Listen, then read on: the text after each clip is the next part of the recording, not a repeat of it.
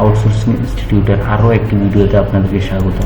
তো আজকে আমি মেটা এক্সটেনশন, যেটা নিয়ে আমি গত 2-3 ধরে মেবি ভিডিও মেক করতেছি, এটা নিয়ে আজকে আমি ফাইনাল ভিডিও দিব এবং আজকে আমি A to Z সব এটা সম্পর্কে দেখাই দিব।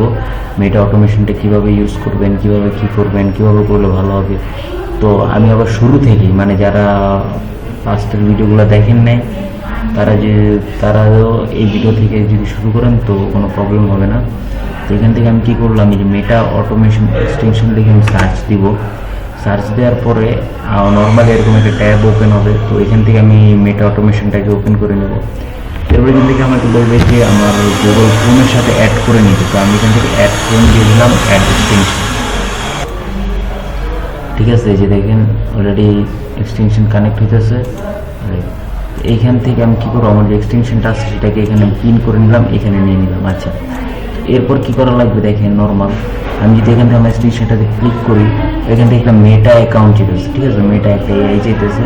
তো আমি এই অপশন দেখতে পাচ্ছেন, সাইন আপ অ্যান্ড লগ ইনের অপশন আসছে। এখান থেকে আমি সাইন আপ করে নেব এবং আপনি আপনার অ্যাকাউন্টটিকে সাইন আপ করে নেবেন। হইতে পারে সেটা গুগল, ইনস্টাগ্রাম হতে পারে কিংবা ফেসবুক হতে পারে। তো যেটাই হোক সেটাকে আপনি এখানে সাইন আপ করে নেবেন, পাসওয়ার্ড মনে হয় ওখানে দিয়ে দিবেন।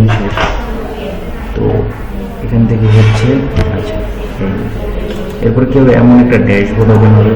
এখন এর জন্য আমরা প্রম্পট, আচ্ছা এর আগের ভিডিওতে কিন্তু আমি বলেছিলাম যে প্রম্পট জেনারেটের জন্য আপনাদেরকে কী বলে এটা, আরেকটা এআই টুলসের নাম বলছিলাম, টুলসের নামটা ফেলা আসছে না।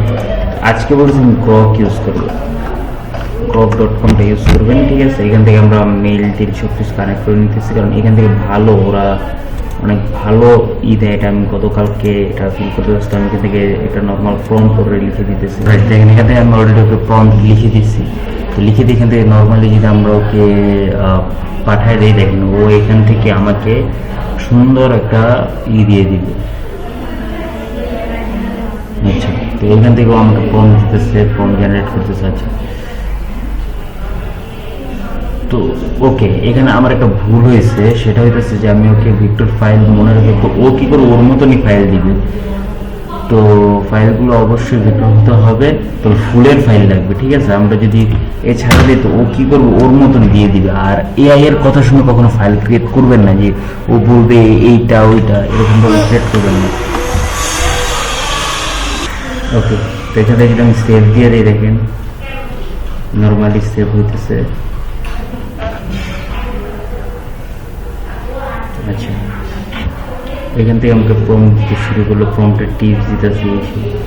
এখান থেকেও আমাকে প্রম্পট দিয়ে দিবে। আচ্ছা, এই যে দেখো রোজ ফুল স্টাফ। তো আমরা এখানে রোজ ফুলের যেটা আছে সেটাকে আমরা একটু কপি করে নিলাম এবং মেটা অটোমেশনে গিয়ে আমরা এখান থেকে পেস্ট করে দিলাম। তারপরে এখান থেকে এন্টার দিয়ে দিলাম। ও এখান থেকে, মানে আমি এই একটা প্রম্পট থেকে আলাদা আলাদা যে কতগুলো জেনারেট করতে পারো, ছবি জেনারেট করতে তুমি কল্পনা তো আনতে পারবে না। দেখো জেনারেট করতেছে, দেখতে পাচ্ছেন গোলাপ ফুলের একটা সুন্দর একটা ডিজাইন দিয়ে দিছে। তবে নর্মাল এটাকে ডাউনলোড করে নিই। এরপরে আমরা দেখবো এটা কীভাবে মিস্টেস করবে। আছে এখান থেকে যদি আমি দিই আরও 10টি,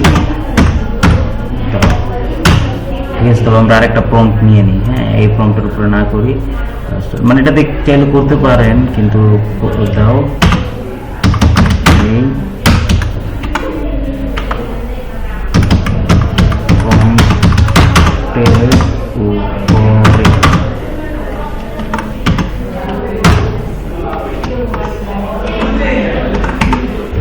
এখন ও কি করবে, 10টা দিবে। ঠিক আছে, দেখেন এই 10টাকে আমরা ডাউনলোড করব। এর পরের পার্টে আমি দেখাবো কিভাবে করে এগুলাকে আপনি মার্কেট প্লেসের জন্য রেডি করুন। আমি দেখতে পাচ্ছেন যে ও কিন্তু আমাকে এক একটা যে ফুলের ডিজাইনগুলো দিচ্ছে, এক একটা মানে কোয়ালিটিটা জাস্ট আপনি দেখেন, কোয়ালিটিটা দেখেন। ঠিক আছে, মানে সবগুলো কি সিমিলার হয়ে যেতেছে নাকি, ও কিন্তু অনেকটা সিমিলার দিছে। ঠিক আছে, যাই হোক, তো ওরা ইনস্ট্রাকশন দিলে হবে যে আমাকে এরকম সিমিলার দিও না, তাহলে ও চেঞ্জ করে দিবে, প্রবলেম নেই। এরপরে আমরা জাস্ট নর্মাল যদি এখান থেকে আমাদের যে ডাউনলোড ফোল্ডারটা আছে সেখানে দেখেন এগুলো ওই মাউসের রাইট সাইড ক্লিক করে যদি আমরা এখান থেকে কাট করে দিই, এই যে কাট করে দিলাম, নিউ ফোল্ডার ক্রিয়েট করলাম।